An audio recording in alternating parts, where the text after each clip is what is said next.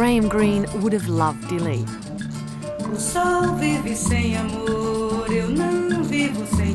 UN workers mixed with carpetbaggers, diplomats, hopeful locals and the military boys in green. Gone is the romantic terrain of the liberation struggle. Now it's the hard reality of post-independence survival. Timor became independent in 2002, and it's this man, Prime Minister Mari Alkatiri, who wields the power, not the internationally famous Xanana Gusmao or José Ramos Horta. Alkatiri carries a heavy burden. He must oversee the reconstruction of his country, shattered by Indonesia's occupation. After decades of the independence struggle, Alkatiri makes it clear the struggle continues. But now it's about economic independence. We fought 24 years for an independent country, and we will still fight for an independent country. And independent means sovereignty over all our resources.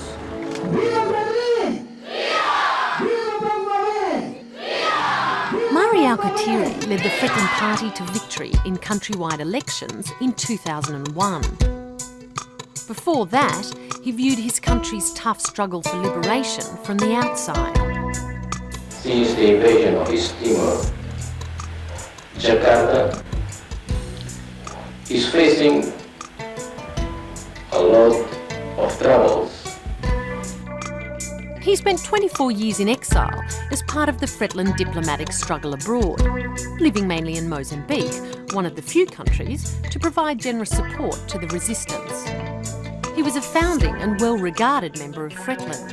His tough negotiation skills a crucial asset as the young leaders fought for diplomatic recognition around the world. He's a Muslim in Catholic East Timor, so his elevation to the top job is no small feat after years overseas. But today, after only a year in the hot seat, he's under attack from critics both inside and outside the country. Old political enemies are now jostling for power. A short distance from the Prime Minister's office, one of his strongest political opponents, Mario Carrascolau, is being threatened with eviction from the house he's lived in since Portuguese rule.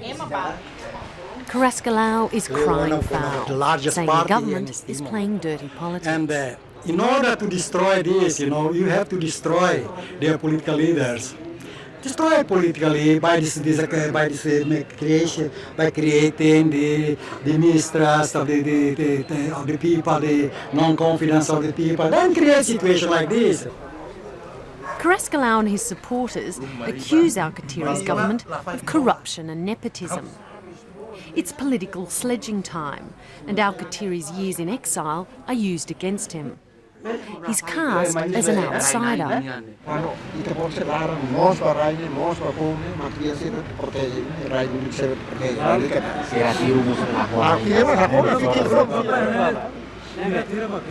Ane sampai atuas marine ane sa ikatiru malo dilarang ida karinya ture bene subar muskilat musanne kona amanian awsa Emotions are running high, and the Cold War rhetoric is out in force.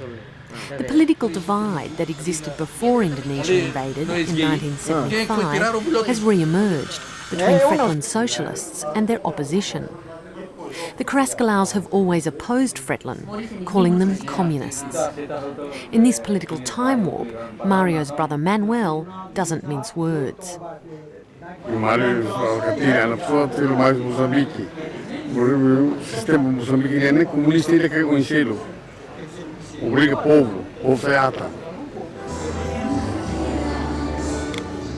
Today in the district of Lautem, security is intense, ahead of a visit by the Prime Minister to meet the people. It's part of something called open government, after critics accused him of being uncommunicative and out of touch. Alkatiri is also fending off criticism that he's running a government of exiles, people who've returned but didn't stay to fight during the struggle. It's not long before he addresses the issue of legitimacy.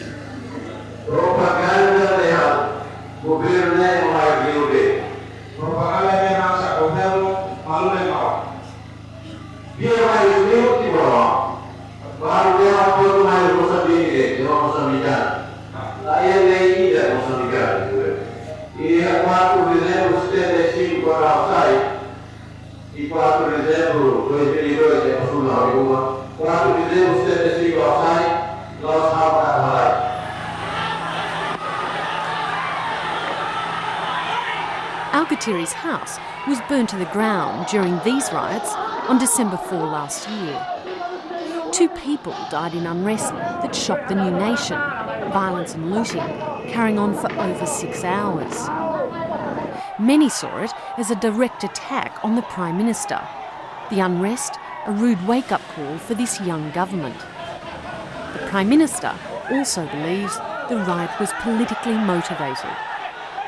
Do you take the threats to your power seriously? And I suppose I'm looking at December 4th. Do you see that as an example of an attempt to lessen your power?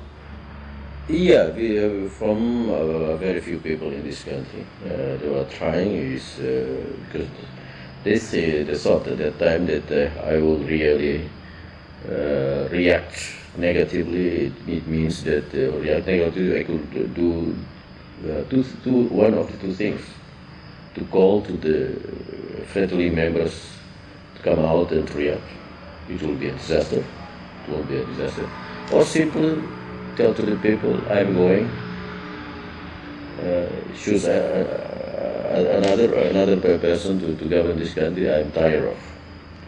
But I decided not to do either one of these options and to stay. While there have been numerous investigations into the riots, no one has been charged, leading to furious speculation in a country used to the whispers of an underground resistance. Constant rumours of a military coup seem to preoccupy many of the locals, and today at Lautem, the head of the military, Taumat Muak, addresses them head-on. He says the army is with the government, and that unrest is coming from groups outside the army. Who is not being part of the government is not real the army. Maybe some bands or groups. The bandits he's referring to are ex-guerrillas, who, according to the constant rumour mill, are massing against the government.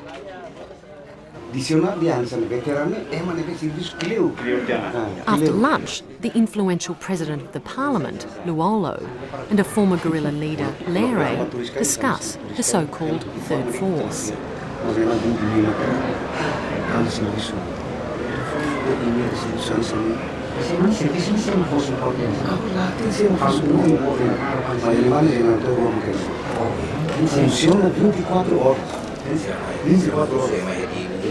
It's hard to know in Timor today where to separate truth and fiction. However, these seemingly fantastical scenarios do play into some real political divisions.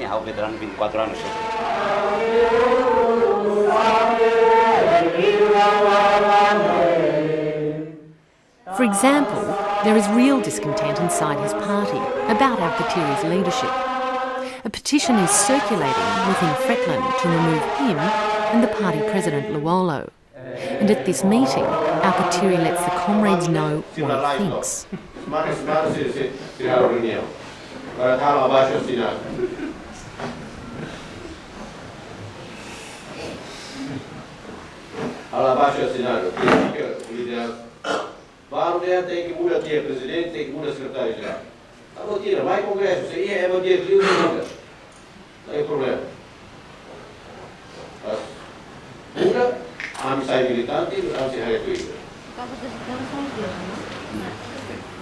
And over lunch, at a resort built by the seaside, other urgent pressures are revealed. President Guzmão has recently rejected a controversial immigration bill put forward by Alkatiri's government. The bill is opposed by the international community in Timor, who say it reflects Alkatiri's suspicion of foreigners. Guzmão's rejection has raised the ire of the government and added to existing tension between the two leaders.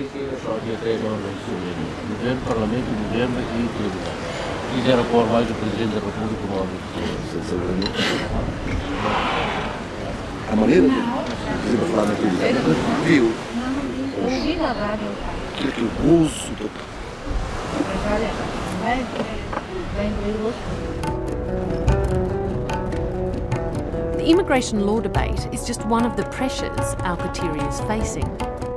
He's also coming under criticism for being protectionist over Timor's development. Critics saying his cautious approach is hindering the country's future. Here, he's visiting a stream earmarked for a hydroelectricity project. And he makes it clear there'll be no fly-by-nights making money at Timor's expense.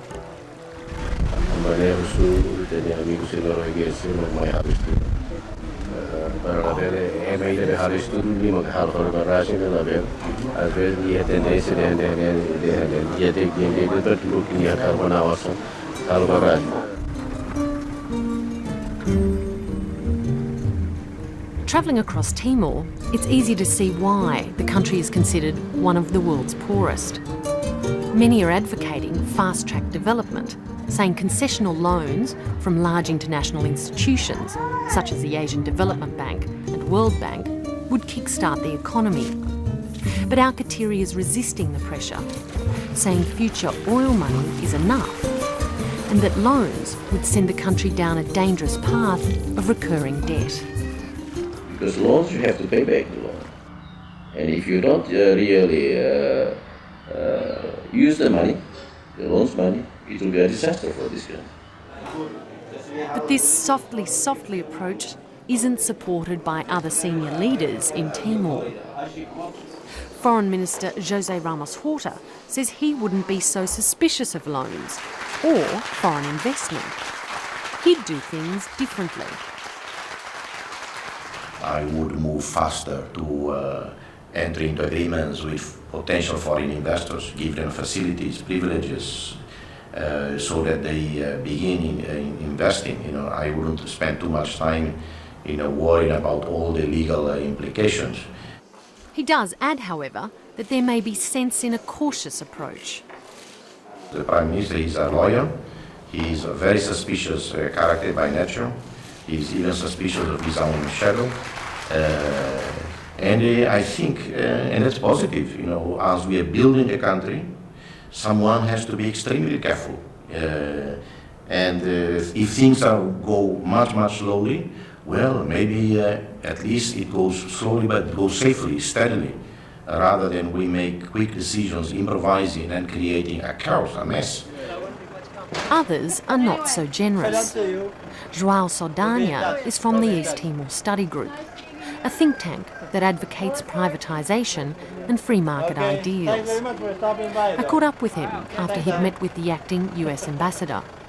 We're trying to isolate East Timor from the rest of the world. Well, we're a small country. I don't think we can afford to do that.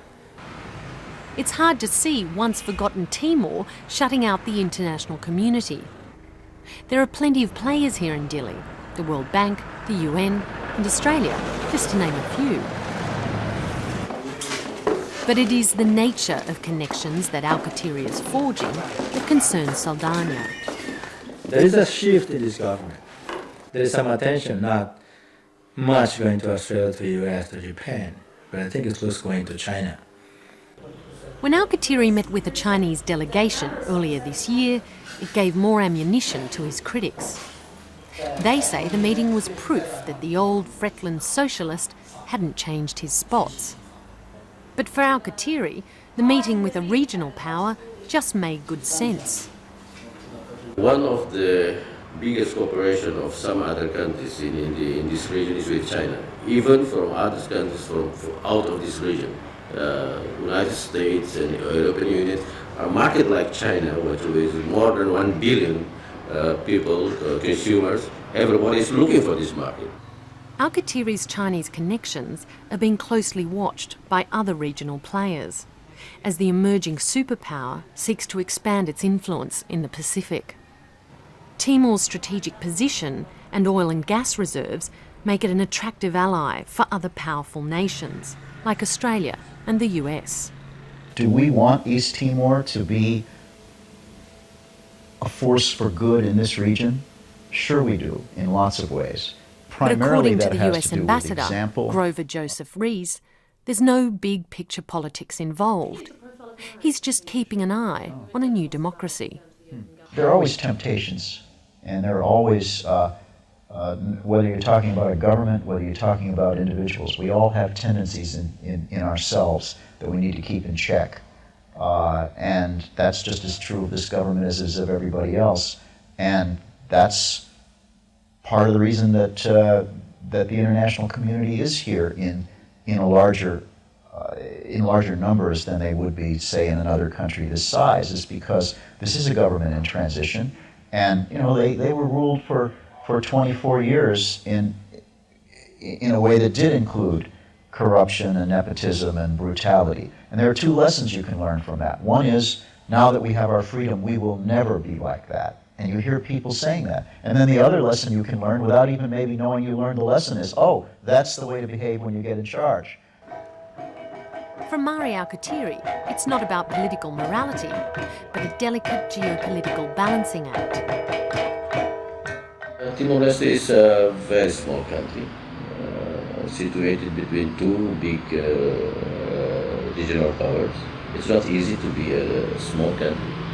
That's the reason why the only thing to survive, the only way to survive in this condition is to be independent and to play a very active role as a bridge between the two giants.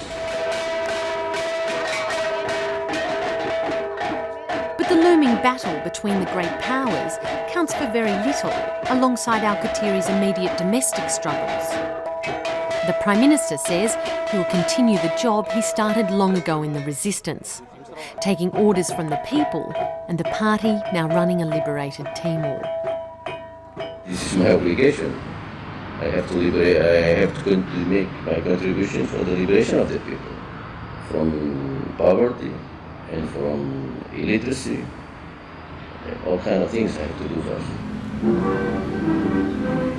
And I'm here not because I love to be in power. I'm here because people ask me, that means they still asking me to stay. Once in the Central Committee, Fretilin decided to choose another person, I will support it, and I will be happy.